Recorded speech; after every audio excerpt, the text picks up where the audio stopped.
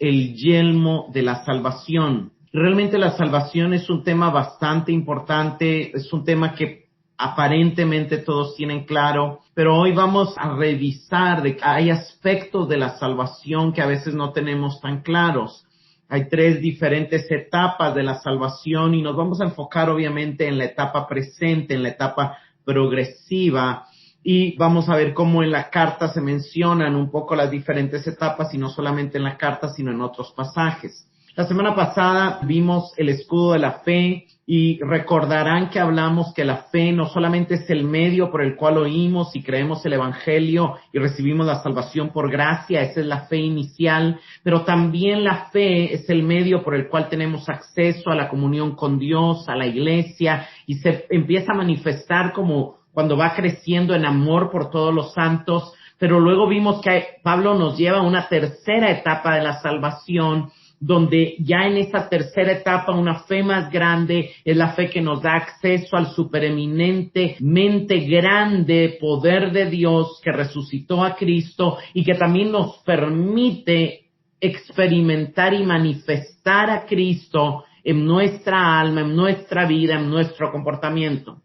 Leo Efesios 6 del 13 al 17, por tanto tomad toda la armadura de Dios para que podáis resistir en el día malo y habiendo acabado todo, estad firmes. Estad pues firmes, ceñidos vuestros lomos con la verdad y vestíos con la coraza de justicia, calzados los pies con el apresto del evangelio de la paz. En todas las circunstancias tomad el escudo de la fe con que podáis apagar todos los dardos de fuego del maligno y tomad el yelmo de la salvación y la espada del Espíritu, que es la palabra de Dios. Algo que llama la atención en este pasaje es que en esta sección, después del verso 14 de las armas, el primer imperativo es el verso 17. Tomad. Cuando Pablo está hablando de vestirse, las primeras 3 armas explicamos que tienen mucho que ver con el entendimiento, con la doctrina, lo que tiene que ver con la verdad, lo que tiene que ver con la justicia y lo que tiene que ver con el evangelio de la paz como calzado. Son cosas que se reciben por el entendimiento. La fe es cuando el entendimiento pasa a ser una convicción firme y empieza a cambiar nuestra cosmovisión, empieza a cambiar la perspectiva desde la cual leemos el mundo, leemos las circunstancias, nos leemos a nosotros y entendemos a Dios. Pero las últimas 2 armas son las que pasan no solamente del entendimiento y la convicción, sino pasan a la práctica, pasan a los pensamientos, a las actitudes, a las palabras y a los actos. Y esto, hay una progresión en el vestirse y hay una progresión en el uso de las armas. Las primeras 3 armas no se usan tanto, son solamente defensivas, las lleva puestas. Usted no está moviendo el cinturón, no está moviendo la coraza y el calzado. Lo que conviene es que esté lo más cómodo posible ya en el cuerpo, pero el escudo sí, en algún momento lo va a levantar, en algún momento lo va a bajar, en algún momento se va a esconder detrás de él. Y el casco, aunque no lo está moviendo, hay momentos donde lo va a usar y hay momentos donde tal vez por el estilo de batalla o por el momento se lo va a quitar por alguna estrategia de guerra, y la espada pues va a estar en el momento como más duro de la batalla en constante movimiento. Pero enfoquémonos hoy en la primera parte solamente del verso 17. Pablo nos dice que la quinta arma es el yelmo o el casco de la salvación. Y tenemos que entender que la salvación tiene diferentes dimensiones, pero Pablo ya nos ha hablado en la carta de que debemos de tener la certeza de la dimensión presente de la salvación. Pablo explicó en el capítulo 2 que Dios nos dio vida juntamente con Cristo, que nos ha resucitado con Cristo y que hemos sido exaltados con Él. Eso nos hace entender que ya somos salvos del dominio de los poderes del enemigo, de los poderes de las tinieblas, porque ya participamos con Cristo en su poder y autoridad sobre este reino. Esto nos da una nueva identidad, ya no nos define lo que define a la gente del mundo. Ya no nos define nuestro apellido, nuestro estatus social, nuestra familia, sino nuestra principal identidad ahora está en que estamos unidos a Cristo, en que nuestra ciudadanía es celestial, en que estamos vivos en Cristo, en que somos parte de la iglesia, en que fuimos adoptados por Dios, y eso nos da una nueva identidad. En eso consiste la salvación, en darnos una nueva identidad y en darnos un nuevo futuro, en proporcionarnos una esperanza para un futuro glorioso, obviamente en el cielo. Pero no solamente el futuro va a ser glorioso, vamos a ver hoy muchos pasajes donde la gloria de la salvación también tiene algunas conexiones o algunos temas presentes. Ya expliqué que Pablo dice y tomad, y este tomad es un imperativo. No es el mismo verbo que Pablo ha utilizado para la armadura y las otras armas. Es un verbo diferente y es un verbo que Pablo lo está hablando en manera de mandato. Lo está usando imperativo y tiene más el sentido de asir. Y lo va a usar y está conectando las dos últimas armas, el casco y la espada. Y aunque obviamente el uso de la espada es muy diferente al uso del casco, Pablo está diciendo, agarren el casco y pónganselo. Tienen que tomar el casco, no es algo que, digamos, el cinturón usted se lo puede poner a alguien más, la coraza usted puede dejar que lo vistan, el calzado usted se puede sentar y dejar que alguien lo ponga, quizás si eran los guerreros o quizá esa es la imagen pero el casco no se lo pone a alguien más, o por lo menos no en las conexiones gramaticales del griego que Pablo está usando aquí, sino lo tiene que tomar usted, lo tiene que usar usted al igual que la espada, lo tenemos que agarrar y ponérnoslo nosotros. Y nuevamente, ¿verdad? Obviamente Pablo tiene en una segunda visión el soldado romano, pero no es su principal fuente. Su principal fuente es el guerrero mesiánico, su principal fuente es el guerrero divino. Y vamos a ir a un pasaje que ya estudiamos cuando hablamos de la coraza de justicia, pero que es el que menciona el yelmo o el casco de la salvación. Veamos qué dice Isaías 59 del 17 al 21.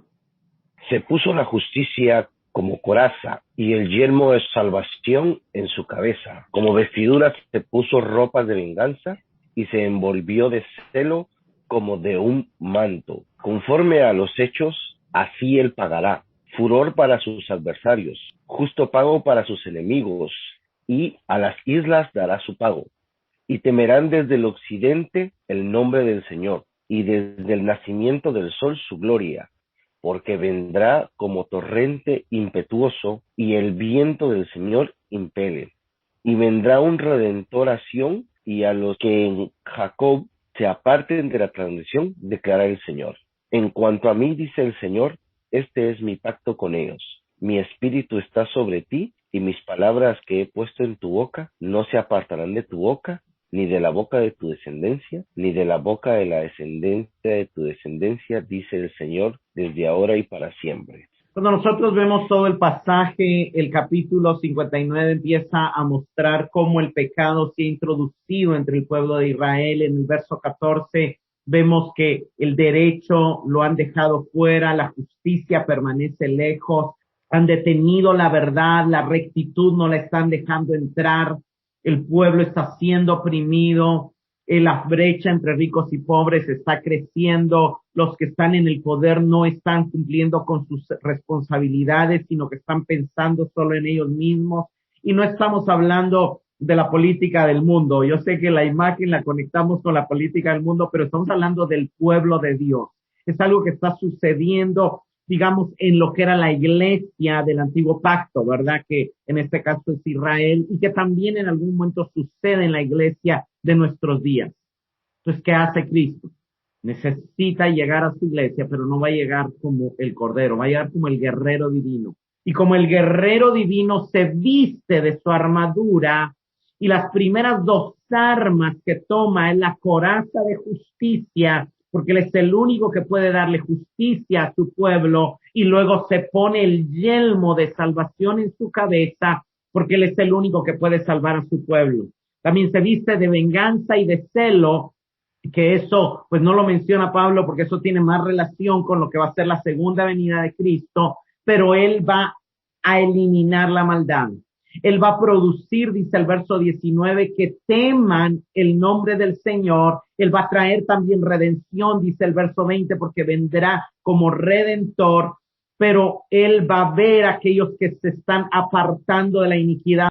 Y aquí podemos hacer una relación entre el verso 17 y el verso 20. La justicia como coraza tiene que ver con la redención. Él nos redimió y nos justificó, pero también el yelmo de la salvación tiene que ver con que nos va a apartar de la transgresión, con que va a irnos liberando, sacando del poder del pecado.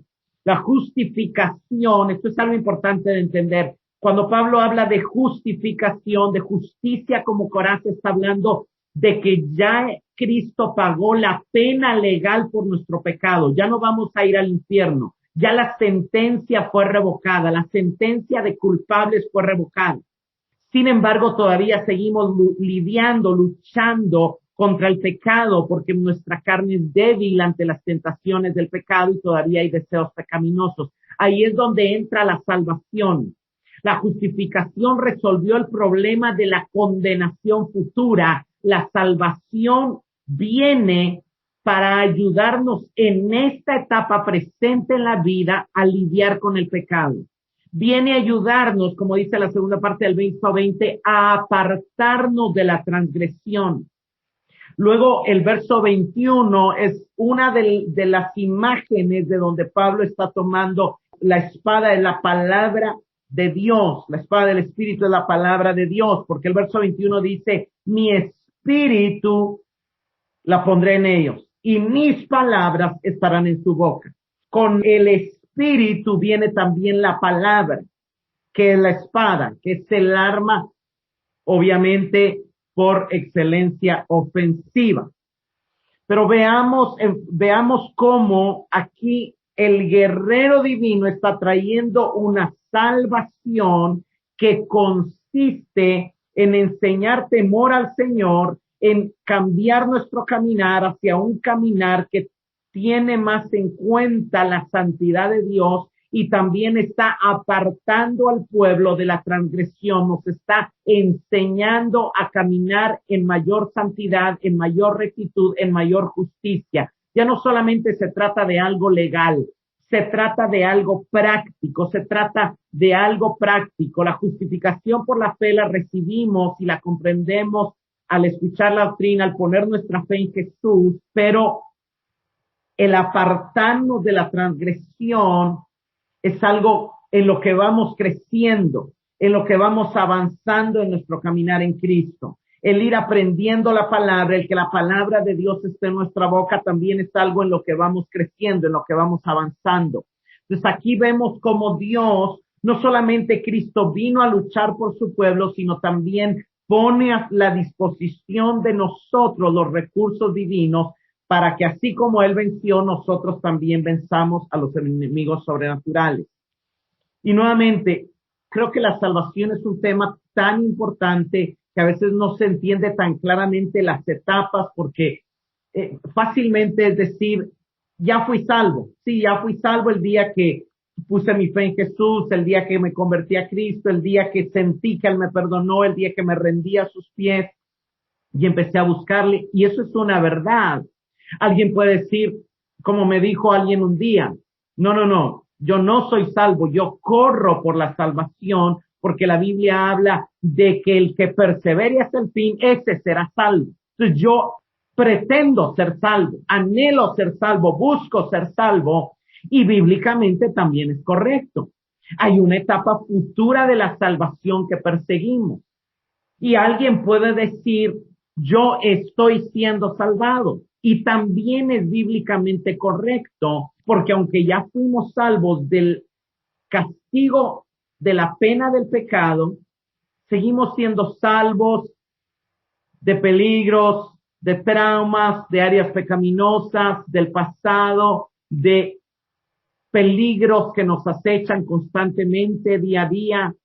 Entonces, la Biblia nos enseña 3 etapas de la salvación. Hay una etapa de la salvación completada que es en el momento de la justificación. Esa es la salvación del castigo penal del pecado y de la ira de Dios. Esa es la razón por la cual tenemos la certeza de decir, ya no vamos a ir al infierno. Ya no vamos a ir al infierno porque el pecado que me condenaba a ir al infierno, Cristo llevó ese castigo en la cruz por mí. Él pagó en mi lugar. Entonces ya justificado, ya no hay quien me acuse. Eso lo vimos cuando vimos la justificación. Ahora luego está la santificación, la segunda etapa eso se llama justificación. La tercera etapa de la salvación es lo que la Biblia llama la glorificación. Cuando seamos salvos de la presencia del pecado, cuando ya no haya nada pecaminoso en nosotros, pero la etapa presente de la salvación en doctrina se le conoce como la santificación, es el ser continua y progresivamente salvos del poder del pecado, del dominio del pecado, de la esclavitud del pecado. La primera etapa es inmediata. En el momento en que tú te rindes, tienes fe, pones tu fe en Cristo, ya eres salvo, pero eres salvo solamente del castigo del pecado. Todavía sigues pecando al siguiente día. En el momento en que tú resucites o seas transformado, ahí vas a ser total y completamente salvo. Es en un momento, en un abrir y cerrar de ojos, no va a llevar mucho tiempo. Esas dos etapas, la primera y la tercera, son etapas inmediatas. Una está en el pasado para los creyentes, algunos todavía no han llegado a esa etapa, y otra está en el futuro para todos los creyentes, pero hay una etapa presente. Hay una etapa presente y Pablo nos habla un poco de ella en Efesios 2 del 5 al 9. Vayamos a Efesios 2 del 5 al 9. Aún estando nosotros muertos en pecados, nos dio vida juntamente con Cristo. Por gracia sois salvos. Y juntamente con Él nos resucitó y asimismo nos hizo sentar en los lugares celestiales con Cristo Jesús, para mostrar en los siglos venideros las abundantes riquezas de su gracia en su bondad para con nosotros en Cristo Jesús. Porque por gracia sois salvos por medio de la fe. Y esto no de vosotros, pues es don de Dios, no por obras para que nadie se gloríe. Nos dio vida, ya tenemos vida, soy salvo, ya es una realidad, ya está, ya no dice seremos salvos, dice soy salvos y está usando el pasado. Ya nos resucitó, ya nos hizo sentar, o sea, ya somos, ya hay una etapa presente, ya hay algo que se completó y hay algo que se está manifestando. Soy salvos por medio de la fe. Entonces ya podemos considerar que somos salvos, sí. Es bíblicamente correcto decir que ya somos salvos, sí. Pero veamos que aquí lo que Pablo está buscando resaltar es que ya fuimos liberados del reino de los poderes de las tinieblas y ya estamos conectados con Cristo, en quien tenemos el poder para poder seguir venciendo y prevaleciendo y manteniéndonos firmes en una batalla que todavía está siendo presente. El hecho de que ya seamos salvos no niega el hecho de que estamos en una lucha y en un conflicto. También Pablo ya habló en la carta de la última etapa de la salvación, que es la resurrección del cuerpo. Veamos Efesios 4:30. No graven al Espíritu Santo de Dios, con el cual fueron sellados para el día de la rendición. Entonces dicen, no entristezcan al Espíritu Santo, porque Él lo selló para ese día de la redención, ese día final de la redención. Entonces da a entender como que todavía no ha llegado ese día, y obviamente no ha llegado ese día. Todo sellado será redimido, es lo que Pablo está diciendo. Pero el Espíritu Santo está en ustedes, no lo entristezcan. ¿Por qué? Porque es el sello que garantiza su resurrección. Hermanos, todo predestinado será llamado, todo llamado será justificado y todo justificado será glorificado. Todo sellado será redimido. Como lo dice Romanos 8:30 y como lo dice Efesios aquí 4:30. Debemos de tener la certeza de nuestra salvación futura. Veamos otro pasaje, 1 Corintios 15, 50 al 53. Hermanos, les digo que la carne y la sangre no pueden heredar el reino de Dios, ni la corrupción heredará lo que es incorruptible. Les voy a comunicar un secreto. No todos moriremos, pero todos seremos transformados. En un instante, en un abrir y cerrar de ojos, al último toque de trompeta que tocará. Los muertos resucitarán incorruptibles y nosotros seremos transformados. Esto, corruptible, tiene que revestirse de incorruptibilidad y lo mortal tiene que revestirse de inmortalidad. Viene Pablo y nos dice, señores, hay una etapa futura de la salvación. Hay un momento donde vamos a dejar de tener tendencia pecaminosa, donde lo que nosotros se corrompe, donde esos malos deseos, donde eso que nos atrae al pecado va a ser quitado. Este cuerpo de carne y sangre no puede entrar al cielo. No puede entrar al cielo porque está conectado al pecado. Eso lo explica en Romanos 7. La carne fue vendida al pecado. Siempre en la carne va a haber, si le damos lugar, el deseo de pecar. Pero nos da una noticia, una excelente y grandiosa noticia. Todos seremos transformados. Todos seremos un día liberados de la presencia del pecado. Esa es la etapa final de la salvación. Esa es la meta, eso es lo que anhelamos, ese es el fin de la carrera y hay una excelente noticia, todos llegaremos ahí, todos llegaremos ahí. Dios no va a dejar a nadie sin transformar ni resucitar. No importa si morimos, la muerte tiene solución, es la resurrección. Y es triste porque por mucho tiempo cuando hablamos del tema de la salvación, la iglesia se ha perdido muchos años en esta discusión si la salvación se pierde o no se pierde. Hermanos, la discusión no debería de ser si la salvación se pierde o no se pierde. La discusión debería de ser qué elementos de la salvación podemos perder. Porque la salvación eterna, aquí Pablo está diciendo, todos seremos transformados. Romanos dice, todos los llamados serán justificados y todo el justificado será glorificado. Efesios nos dice, fuimos sellados para que si el Espíritu está en nosotros, ese día seamos resucitados, seamos redimidos. Sin embargo, cuando la Biblia habla de que hay algo que se pierde, hermanos, lo que se pierde es la vida en abundancia que la salvación nos invita a vivir. Lo que podemos perder es la etapa presente de la salvación. Es el disfrutar la salvación grandiosa que el Señor nos ha dado. Vayamos a Romanos 5, del 9 al 11. Pues mucho más, estando ya justificados en su sangre, por él seremos salvos de la ira. Porque si siendo enemigos, fuimos reconciliados con Dios por la muerte de su Hijo, mucho más, estando reconciliados, seremos salvos por su vida.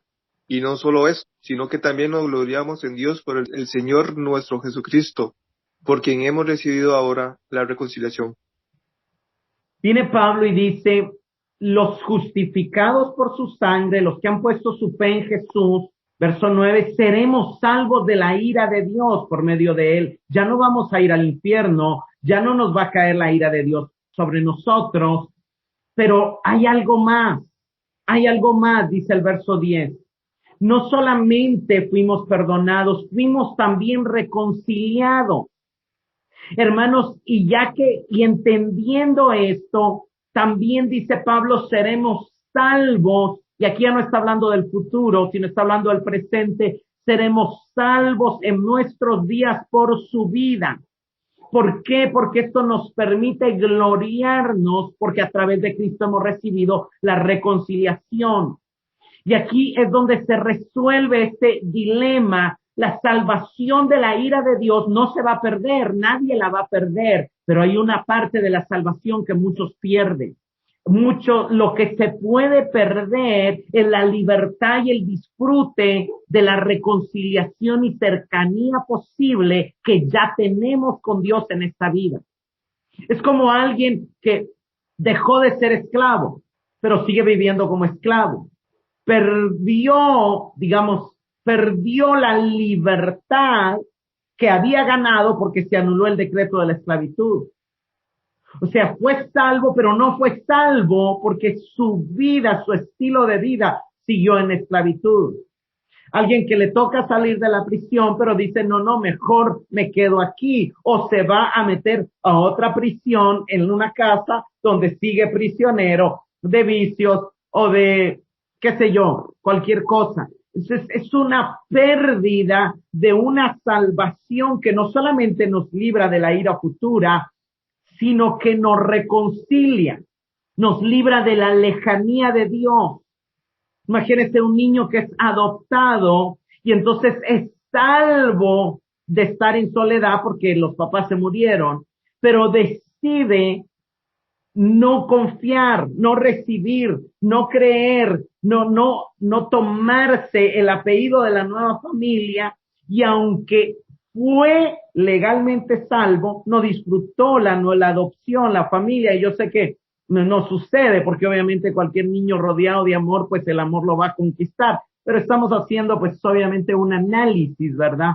Y hay cristianos así, que ya fueron salvos penalmente, pero que no han abrazado los beneficios de la salvación.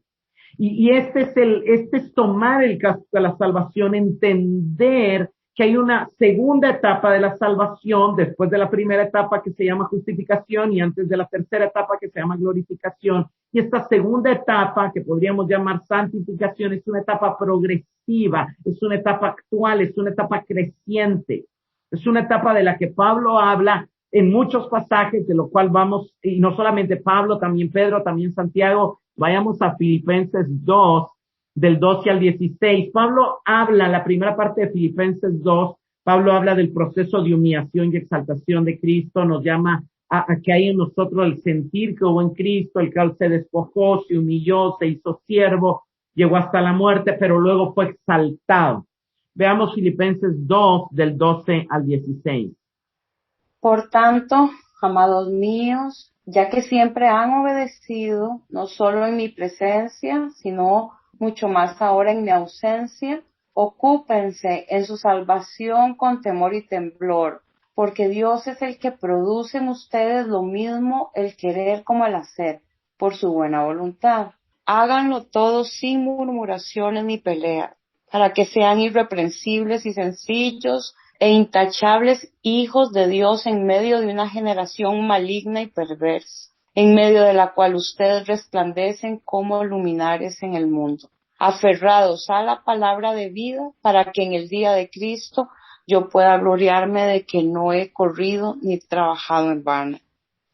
Pablo dice, ocúpense en su salvación con temor y temblor. ¿Podemos hacer algo para añadirle algo a la justificación? No. Esa fue por gracia y solo por gracia y solo por fe. Ahí no podemos hacer nada. Las obras están excluidas. Pablo lo deja claro en Romanos 3, en Gálatas 4, en Romanos 5. Es por gracia. La justificación es por gracia. No podemos ocuparnos para ser más justificados. Es algo legal que el Padre declara, es un decreto ya dado. No podemos hacer nada. ¿Podemos hacer algo para resucitarnos?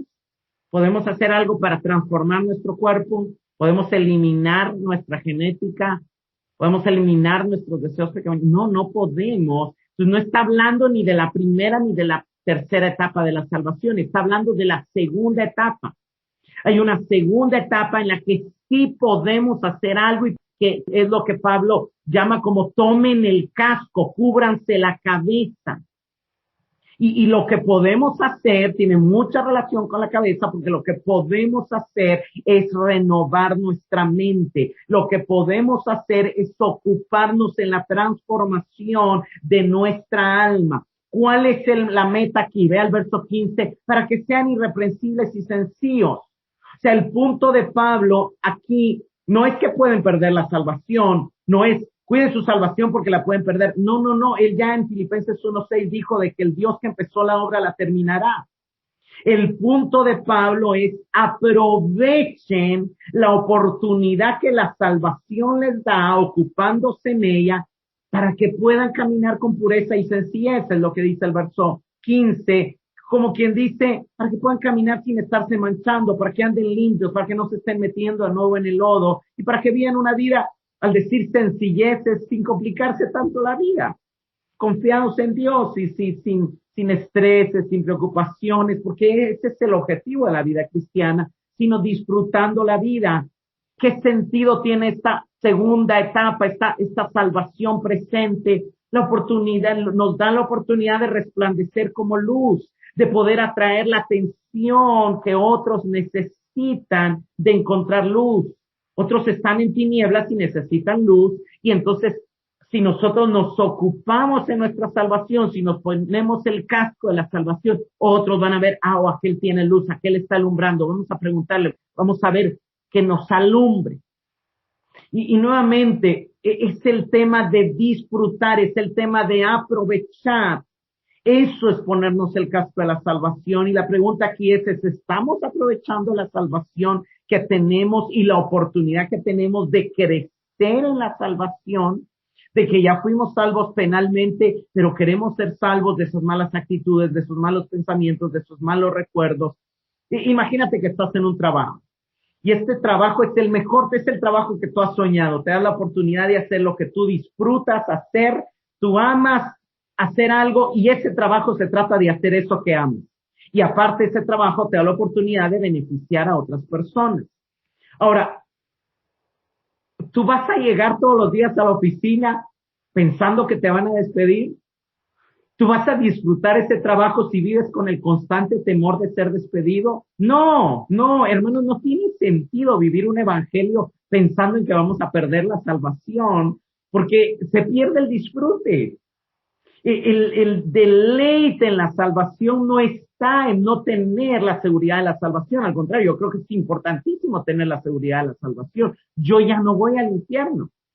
Pero no se trata la salvación solo de un boleto para ir al cielo, porque entonces pierde sentido. La salvación se trata de tener ese trabajo donde yo disfruto hacer lo que hago, donde me da la oportunidad de ayudar a otros. Y si ese es tu trabajo, te aseguro que como tú lo disfrutas, que como tú estás ayudando a otros, entonces ven tu productividad. Entonces lo más probable es que te van a aumentar el salario o que te van a escalar. Porque cuando tú haces algo que disfrutas, lo haces con más entrega y terminas siendo más productivo. De eso se trata el yelmo de la salvación. El yelmo de la salvación es que tú aproveches más tu salvación y seas más eficaz en la predicación, en el vivir del evangelio, en el mostrar a Cristo, y termines con más recompensa en el cielo. Hermanos, debemos de cambiar el chip de entender la salvación no como un boleto al cielo, sino como el trabajo de ser luz. Vea qué dice el verso 16, resplandeciendo, dice la segunda mitad del verso 15, como luminares y sosteniendo firmemente la palabra de vida, dice el verso 16.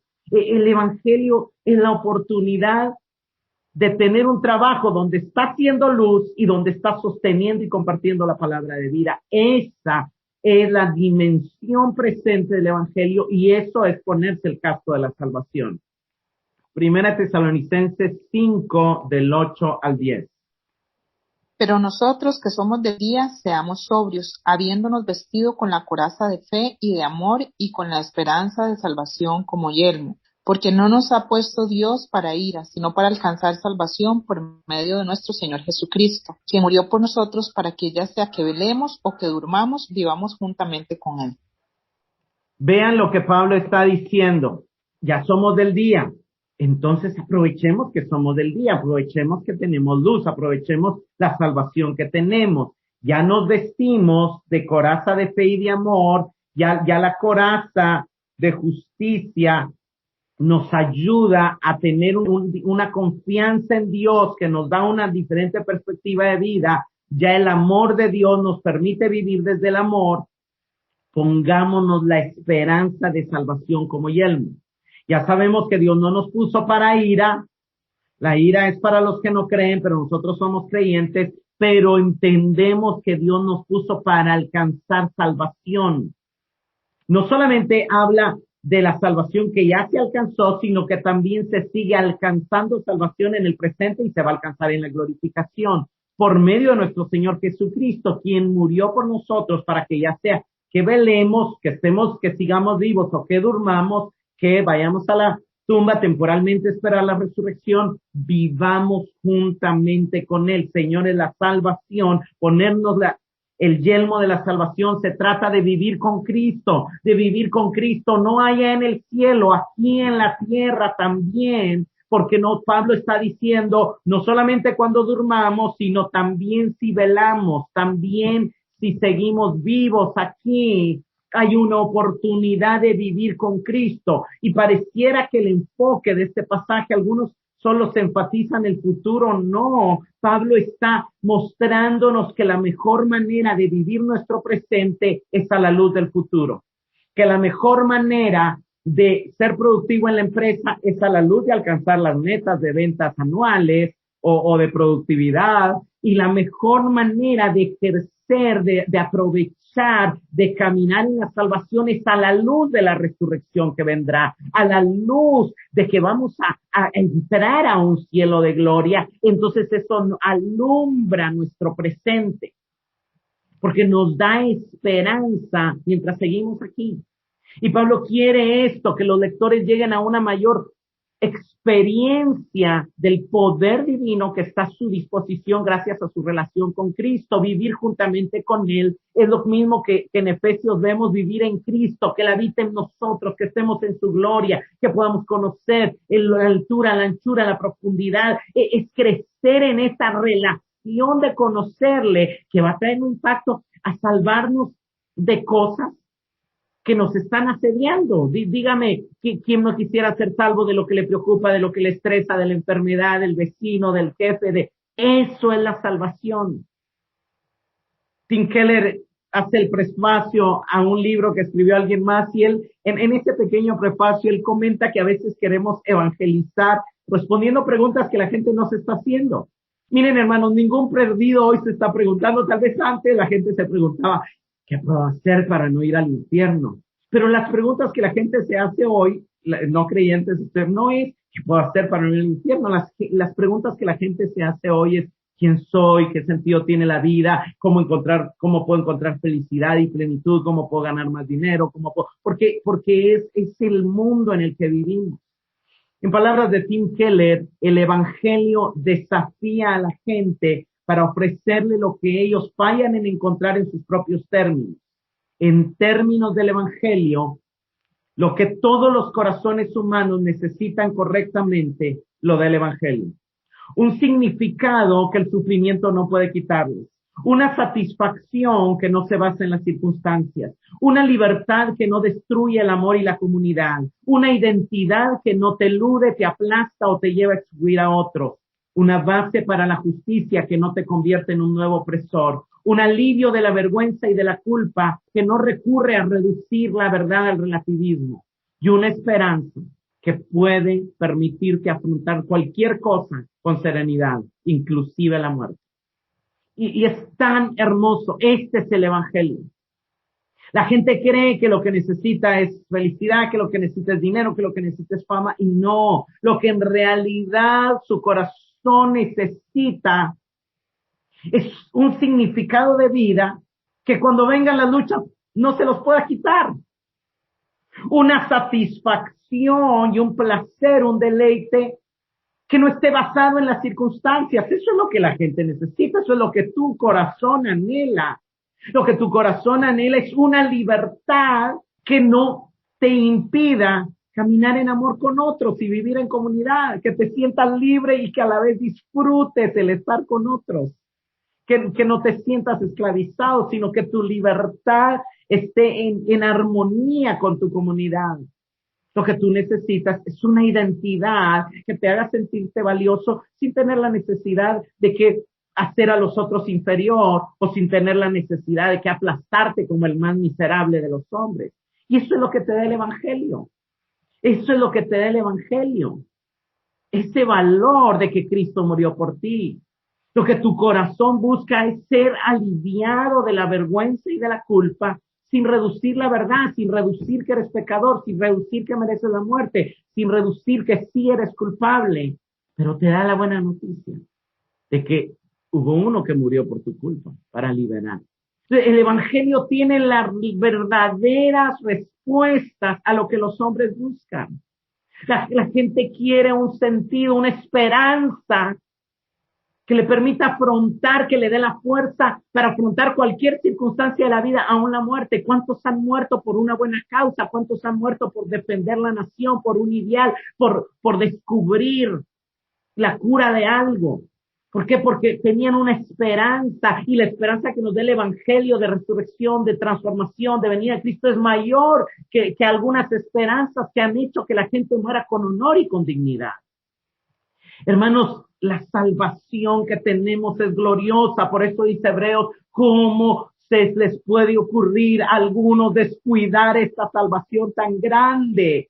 Y no está diciendo Pablo, hoy ellos van a perder la salvación, pobrecitos. No, ni siquiera es Pablo. Lo que está diciendo el autor de los Hebreos es, la salvación tiene tantas riquezas para disfrutar, a la que no entiendo yo cómo algunos no la están disfrutando. La están descuidando. La están descuidando y están viviendo una vida de miserables siendo millonarios. Están viviendo como en una cárcel, pudiendo tener los mejores de los lujos. De eso se trata el yelmo de la salvación.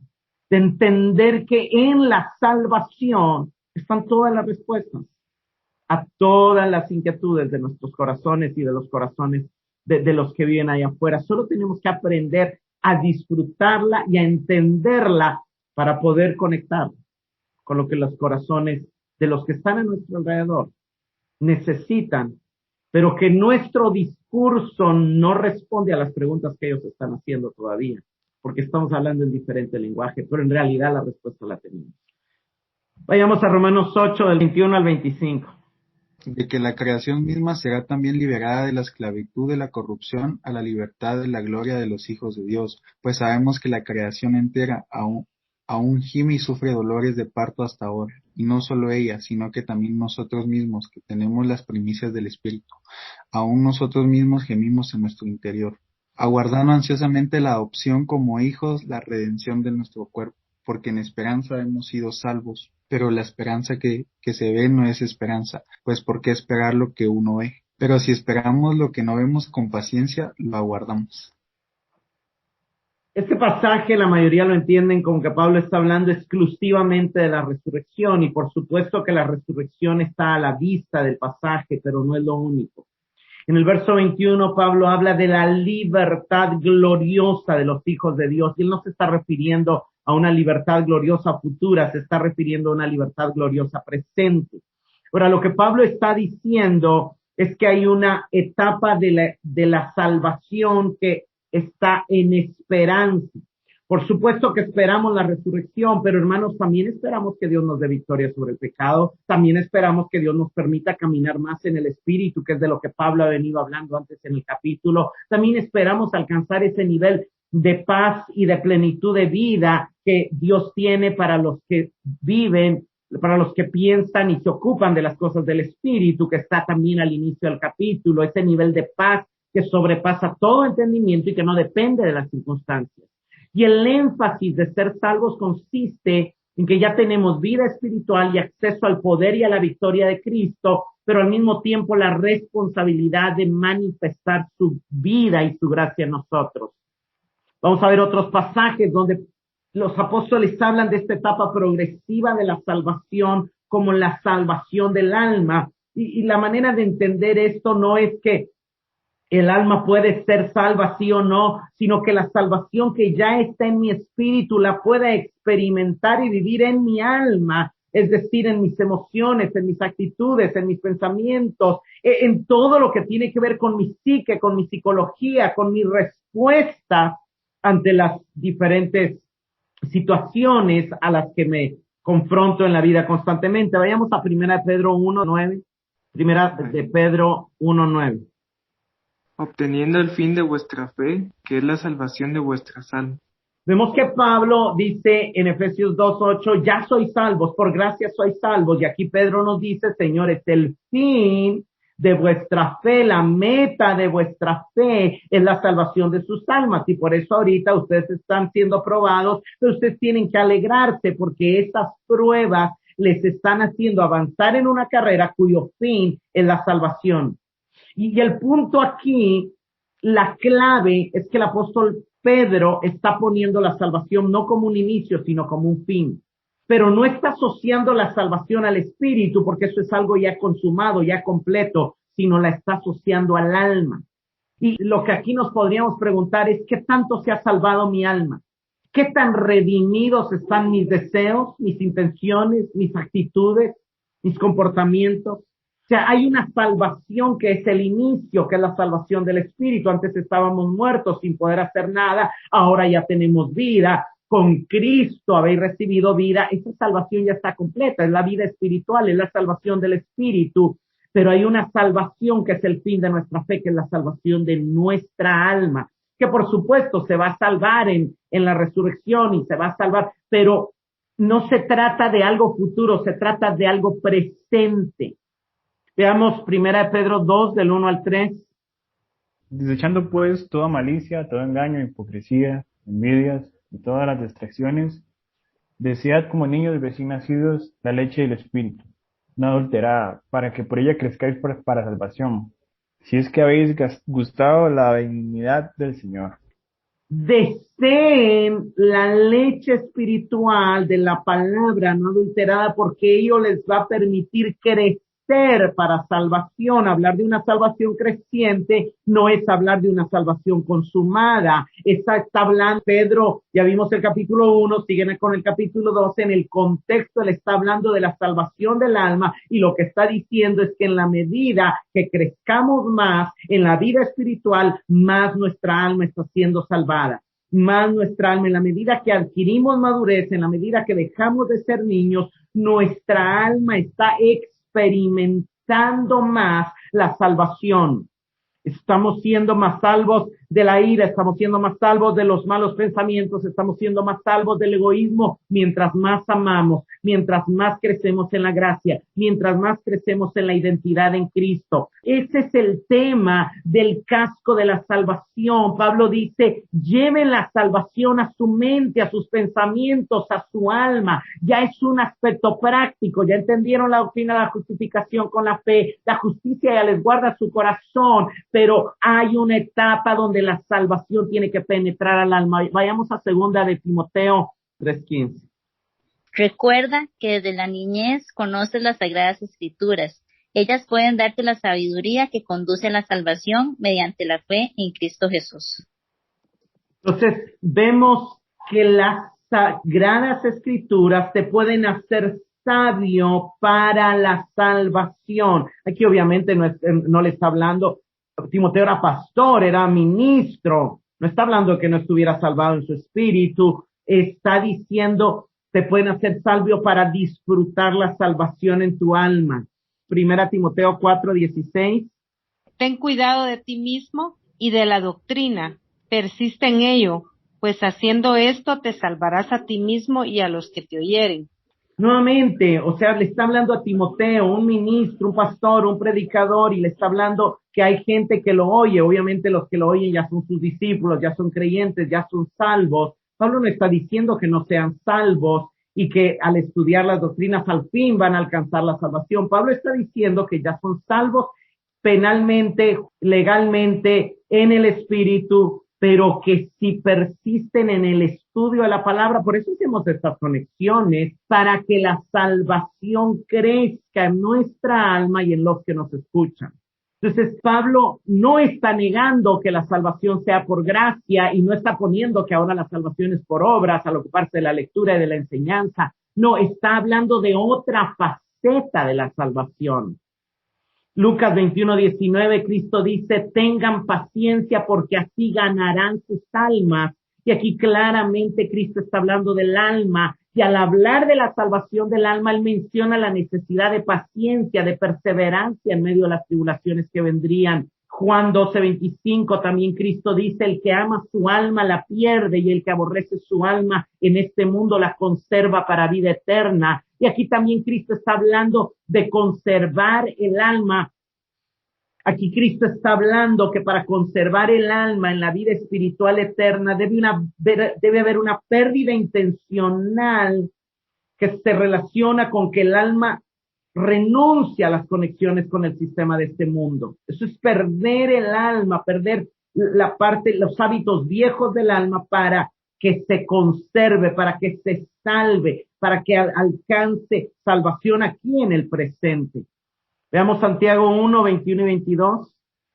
Por lo cual, desechando toda inmundicia y abundancia de malicia, recibid con mansedumbre la palabra implantada, la cual puede salvar vuestras almas. Pero sed hacedores de la palabra, y no tan solamente oidores, engañados a vosotros mismos. Nuevamente, el apóstol Santiago está hablando a creyentes, a gente que ya fue salvo en su espíritu, y les dice, hay dos cosas claves para que la salvación penetre y la disfruten en su alma, para que vivan esa vida con esa paz, con esa gloria, que el alma ya no es presa de los pensamientos, de las tentaciones, de las aflicciones del alma normal antes de Cristo. El alma se va salvando cuando ustedes empiezan a desechar la suciedad y la maldad del mundo y empiezan a recibir la palabra. ¿Por qué? Porque la palabra tiene un poder, tiene una capacidad de salvar sus almas, es decir, de transformarnos para ser hacedores de la palabra y no solamente oidores, para hacer expresiones vivos o vivas de la vida de Cristo en nosotros. Entonces, nuevamente vemos como tanto Pedro, como Pablo, como Santiago relacionan las escrituras, relacionan la vida de iglesia, relacionan el apartarse del pecado con la salvación del alma, con la etapa presente de la salvación que en teología se conoce como la santificación progresiva. Entonces, Pablo ya dejó claro que estamos unidos a Cristo en su resurrección y exaltación, pero ahora nos está llamando a tomar el casco de la salvación, a adoptar y a vivir desde la nueva identidad que tenemos en Cristo. ¿Por qué? Porque eso nos va a permitir estar firmes cuando vengan los ataques sobrenaturales. Ponerse el casco de la salvación es llevar las verdades de nuestra salvación a nuestra mente y a nuestra alma, buscando caminar en santidad. Tomar el casco de la salvación es empezar a pensar como sabios, llevar nuestros pensamientos cautivos a las verdades del Evangelio con respecto a nuestro valor, con respecto a nuestra identidad, con respecto al objetivo de nuestra vida, con respecto al deseo de nuestro corazón, y entender que el sentido de nuestra vida es que fuimos comprados por precio y adoptados como hijos para su gloria. Recordemos que Pablo nos habló en el primer capítulo de Efesios 3 veces, nos recordó que el sentido por el cual Dios nos había creado es para la alabanza de su gloria. Y hermanos, tener el casco de la salvación es hacernos esas preguntas. ¿De dónde nace este deseo que hay en mi alma? ¿De dar gloria a Dios o de alejarme de Dios? ¿Qué decisión de las que tengo aquí enfrente glorifica más a Dios? ¿Qué acciones agradarían más y traerían más gloria a Dios en esta situación? Porque eso va a hacer que mi alma le agrade y camine con más sencillez, con más pureza, que dé más luz y que yo tenga una esperanza y que yo tenga un gozo y que yo tenga una condición del corazón que las circunstancias no pueden apagar, que los conflictos no pueden apagar, que las situaciones difíciles a mi alrededor no pueden minar, que me permiten mantener el porte, mantener la seguridad, mantener la serenidad, aun cuando me enfrente con la misma muerte. Eso es lo que vemos en los apóstoles y eso es lo que anhelamos vivir, esa salvación que no solamente se quede como un estado legal, ni que no solamente sea una esperanza de resurrección, sino que se conecten las tres áreas de la salvación. Ya fuimos salvos, ya no vamos a ir al infierno, vamos a resucitar, pero también Dios quiere darnos una vida abundante, también Dios quiere darnos glorias aquí. Termino con 1 Pedro 1:10, dice Pedro: los profetas que profetizaron la gracia destinada a vosotros inquirieron y diligentemente indagaron acerca de esta salvación, escudriñando qué persona y qué tiempo indicaba el Espíritu de Cristo que estaba en ellos, el cual anunciaba de antemano los sufrimientos de Cristo y las glorias que vendrían tras ellos. Hermanos, la salvación conlleva gloria. Pablo y Pedro ambos nos dicen que somos participantes de sus padecimientos, pero también lo seremos de su gloria. Y algunos piensan en la gloria solo como, la glorificación, seremos resucitados. No quiero terminar sin mencionar dos pasajes más, 2 Corintios 3:9 y 2 Corintios 3:18. En el 3:9, Pablo está comparando el antiguo pacto con el nuevo pacto y dice, señores, si el ministerio de condenación que dirigió Moisés fue con gloria, ¿cómo no será con mucha más gloria el ministerio de la justificación en el cual estamos nosotros? Y nuevamente, pero después aclara en el verso 18 y dice, nosotros todos, mirando a cara descubierta como en un espejo la gloria del Señor, somos transformados de gloria en gloria. No está hablando de la resurrección, porque ese es un momento. Nuestro cuerpo se vestirá de incorrupción, pero aquí nuestra alma está siendo transformada de gloria en gloria en la misma imagen, como por el Espíritu del Señor. La esperanza del Evangelio sí es ser glorificados en el cuerpo en la resurrección, pero no solo eso. También es una transformación aquí, presente, progresiva y continua. En la etapa pre-resurrección, Dios quiere que nuestra vida cristiana sea de gloria en gloria, creciendo en la imagen de Cristo. Termino con las preguntas de reflexión. ¿Estás notando que vestirte con la armadura te lleva desde el entendimiento hasta la confianza y la transformación en tu comportamiento y tu vida práctica? ¿Te estás ocupando de manera intencional en tu crecimiento en la fe, en la salvación de tu alma? ¿Qué tantas de las verdades referentes a la salvación han renovado ya tu mente de manera que son ya una realidad en tu vida? ¿Has visto transformación en áreas de pecado, en hábitos, en estados de ánimo? ¿Siguen habiendo áreas donde esperas transformación? Notas que la salvación es tanto un inicio como un fin, pero también es una carrera que tenemos que correr todos los días, que tenemos que crecer y avanzar todos los días, y que el medio principal en los pasajes que vimos para crecer es la palabra, y por eso estos estudios son tan importantes.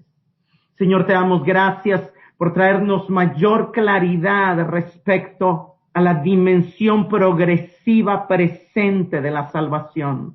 Es hermoso, Señor, tener la certeza de la salvación que ya fue efectuada en la cruz y que ya recibimos completamente por la fe cuando creímos en ti. Y tenemos la certeza de que no iremos al infierno y que seremos salvos de tu ira y que tú ya nos ves como justos. También gracias por la promesa de que un día nos resucitarás y transformarás nuestro cuerpo. Pero ayúdanos a disfrutar y a crecer en esta etapa presente de la salvación. Ayúdanos a crecer en el entendimiento de tu palabra para disfrutar más la salvación, para disfrutar más esa vida en abundancia de la cual tú quieres que gocemos. Gracias, Señor, por ese maravilloso espíritu que en nosotros nos transforma de gloria en gloria, haciéndonos crecer a tu imagen. En la medida que nosotros nos rendimos a ti y abrazamos las verdades que tú nos hablas en tu palabra. En tu nombre oramos. Amén.